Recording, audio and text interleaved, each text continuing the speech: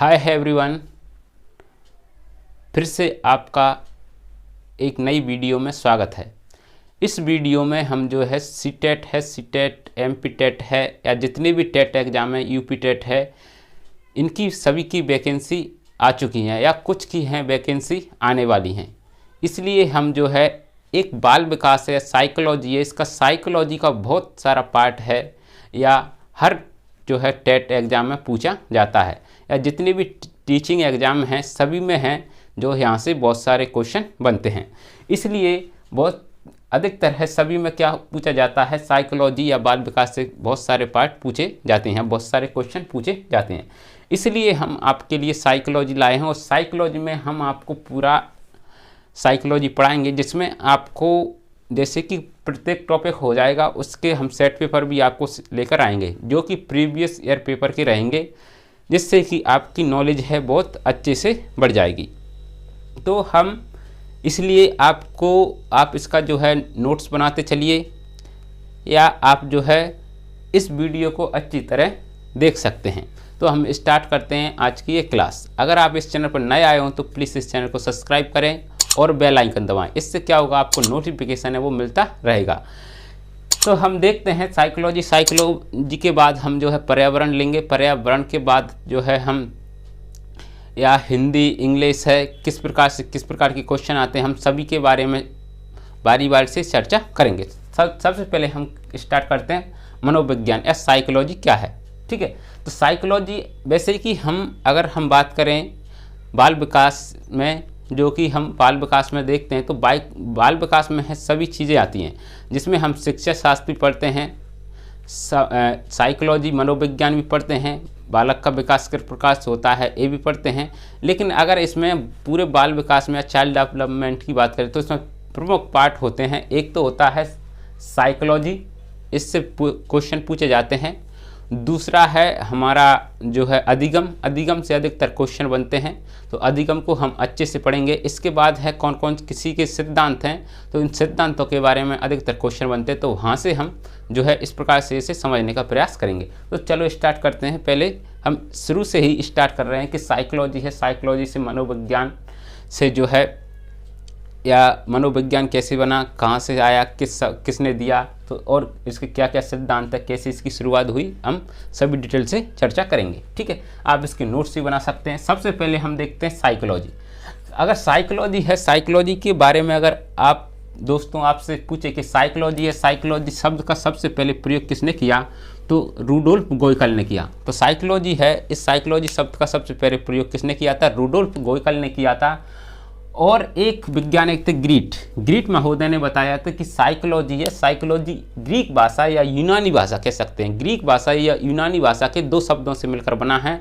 इस दो शब्दों का नाम है साइकी और लोगस, यानी साइगी और लोगस से मिलकर बना है। साइगी का अर्थ होता है आत्मा और लोगस का होता है अध्ययन करना या स्टडी करना। तो साइकोलॉजी का अगर हम अर्थ की बात करें तो आत्मा या मन का अध्ययन करना या मन का या आत्मा का विज्ञान किसे कहा गया है, साइकोलॉजी को कहा गया है। यानी कि इसमें किसका अध्ययन होता है, आत्मा या मन का अध्ययन होता है, इसे क्या बोलते हैं, साइकोलॉजी कहते हैं। किसने बताया था, गैरेट ने। अब हम देखते हैं साइकोलॉजी है, एक्चुअली में साइकोलॉजी कहाँ से आई है। तो साइकोलॉजी है वो दर्शन शास्त्र आई है, फिलोसॉफी क्या होती है, तो फिलोसॉफी में हम जो है तीन चीज़ों का अध्ययन करते हैं, आत्मा का, परमात्मा का और ब्रह्म का। ब्रह्म जिसे आत्मा आप जानते ही हैं, जो हम कहते हैं भूत प्रेत या जो व्यक्ति के अंदर पाई जाती है उसे बोलते हैं आत्मा। परमात्मा आप जानते हैं ईश्वर, जो क्या है किसी को इसके बारे में पता नहीं है, लेकिन क्या होता है, परमात्मा होता है जो हमारे कह सकते हैं अंदर भी होता है और सब जगह परमात्मा पाए। ब्रह्म का मतलब कैसे हैं, ब्रह्मांड को कह सकते हैं। तो ब्रह्म के बारे में हम किसका अध्ययन करते हैं, फिलोसॉफी में करते हैं। अगर हम फिलोसॉफी के जनक के बारे में बात करें तो इसके जो जनक हैं वो हैं अरस्तु। ठीक है, फिलोसफी के। और फिलोसफी किसे कहते हैं, इस हम कह सकते हैं इंद्रियों से परे विषय वस्तु को मैं किसका अध्ययन करते हैं, फिलोसफी में करते हैं। किसका अध्ययन करते हैं, इंद्रियों से परे विषय वस्तु का अध्ययन करते हैं, किसमें, फिलोसफी। इंद्रियों मतलब होता है यानी कि हमारे 5 इंद्रियाँ पाई जाती हैं, जैसे आँख, नाक, कान। तो इस प्रकार की जो 5 इंद्रियाँ हैं, इन 5 इंद्रियों से परे है जो ज्ञान का अध्ययन करते हैं, किसमें करते हैं, फिलोसफी में करते हैं।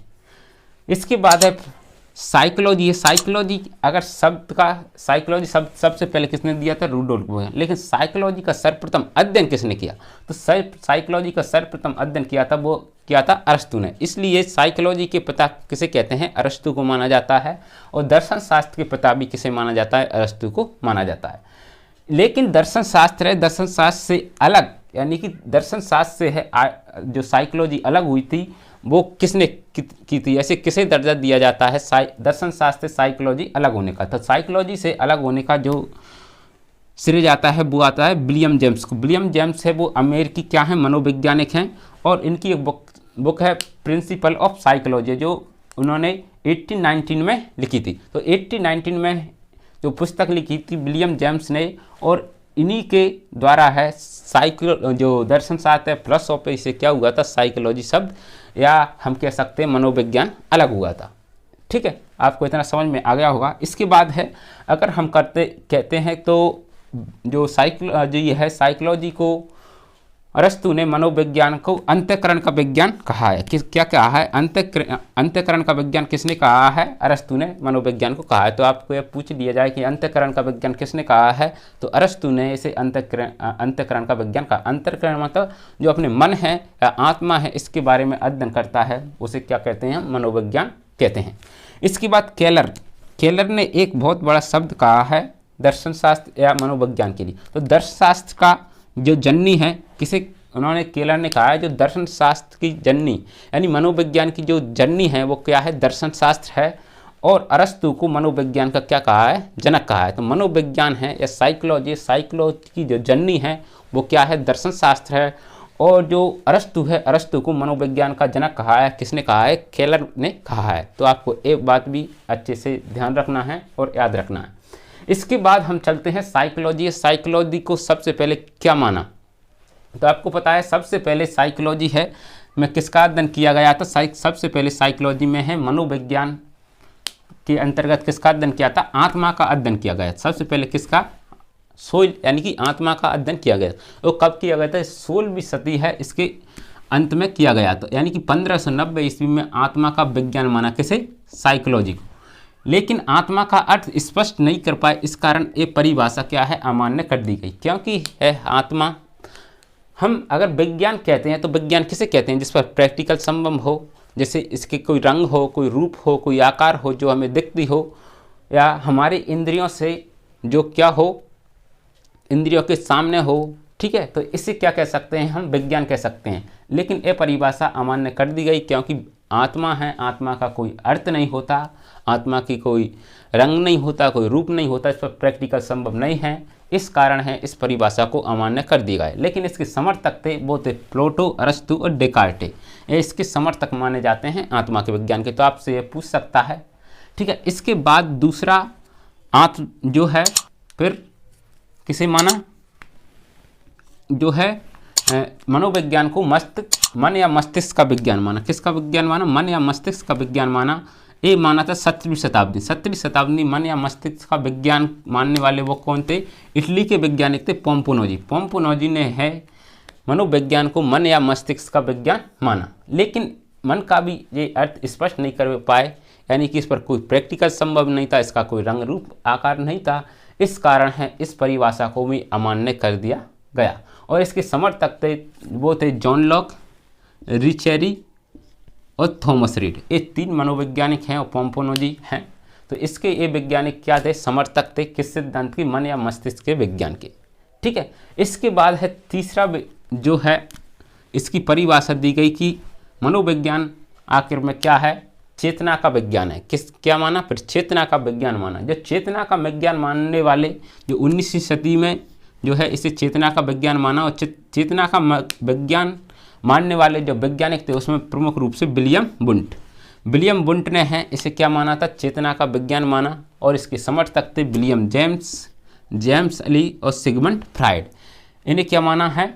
चेतना का विज्ञान माना। और सिगमंड फ्राइड ने तो जो है चेतना को कितने भागों में माना?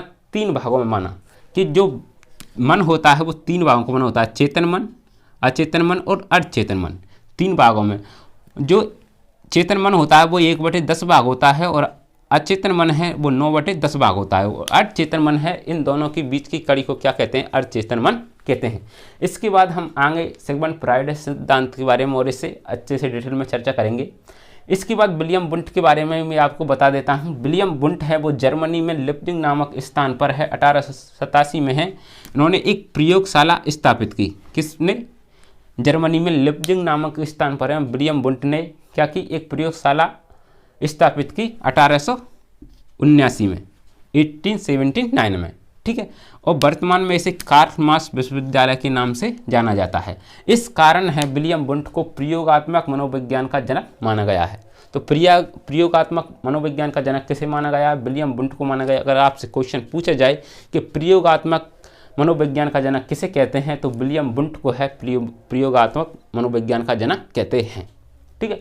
आप इसमें लॉजिक भी लगा सकते हैं। जैसे वुंट है, वुंट से या किसी भी चीज़ का क्या करते हैं? हम निर्माण करते हैं, तो इस प्रकार से आप प्रयोग कर सकते हैं, तो प्रयोगात्मक मनोविज्ञान का जनक कहते हैं। इसके बाद इसको परिभाषा को भी अमान्य कर दिया गया, क्योंकि चेतना है, चेतना का कोई इस प्रकार से ये मन के समान ही होती है। जो चेतना किसे कहते हैं? जो चेतना उसे कहते हैं जो मानसिक क्रिया का बाह्य रूप क्या कहलाता है? चेतना कहलाता है।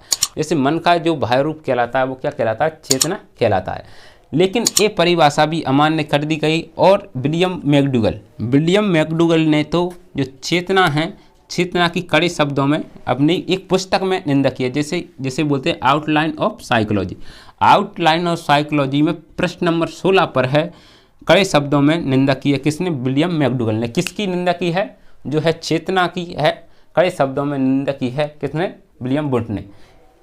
इसके बाद हम एक और नोट पॉइंट ध्यान में रखते हैं। जो 1880 में स्वतंत्र विषय का दर्जा दिलाने वाले वो कौन थे? विलियम वुंट थे। इस कारण है विलियम वुंट को है आधुनिक मनोविज्ञान का जनक माना जाता है। मनोविज्ञान के जनक वैसे किसे कहते हैं? अरस्तु को कहते हैं। लेकिन अगर आपसे पूछे आधुनिक मनोविज्ञान के जनक है किसे कहते हैं, वो है आधुनिक मनोविज्ञान के विलियम वुंट हैं। लेकिन अगर आपको अमेरिका में मनोविज्ञान का जनक कहते हैं, तो मनोविज्ञान का जनक कहते हैं वो है विलियम जेम्स को है अमेरिका में मनोविज्ञान का जनक कहते हैं, ठीक है। इसके बाद हम आगे चलते हैं। इसके बाद 20वीं शताब्दी में है मनोविज्ञान को व्यवहार का विज्ञान माना। और जो ऐसे मानने वाले वैज्ञानिक थे वो थे वॉटसन। इन्हें बोलते हैं जॉन ब्रोडस वॉटसन, ठीक है।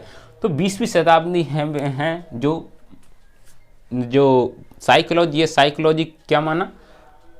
व्यवहार का विज्ञान माना। और आज भी ये परिभाषा मान्य है। क्यों मान्य है? क्योंकि व्यवहार है, व्यवहार में परिवर्तन लाया जा सकता है, इस पर प्रैक्टिकल संभव है और इसका रंग रूप आकार भी होता है। हम आप सभी के व्यवहार को क्या होता है? चेंज होते हुए देख भी सकते हैं। तो इस कारण है परिभाषा यहाँ पर ही प्रचलित है और वर्तमान में यही परिभाषा क्या है? प्रचलित है। इसलिए हम देखते हैं क्योंकि व्यवहार की व्याख्या की जा सकती है, इस कारण है। और इसे मानने वाले वैज्ञानिक थे ये भी वॉटसन इम्पोर्टेंट है। और इसके जो समर्थक थे William McDougall, B.F. Skinner, Thorndike, Clark Hull और इवन भी पावलोव। इसे किसे कहते हैं? इन्हें व्यवहार वाले मनोवैज्ञानिक कहते हैं या व्यवहार का समर्थन करने वाले वैज्ञानिक कहते हैं। तो आपसे अगर ये भी पूछ ले कि व्यवहार को, मनोविज्ञान को व्यवहार का विज्ञान मानने वाले वैज्ञानिक कौन कौन से थे हैं, तो इसे आपको याद रखना William McDougall, B.F. Skinner, Thorndike, Clark, Ivan भी पावलोव, ठीक है।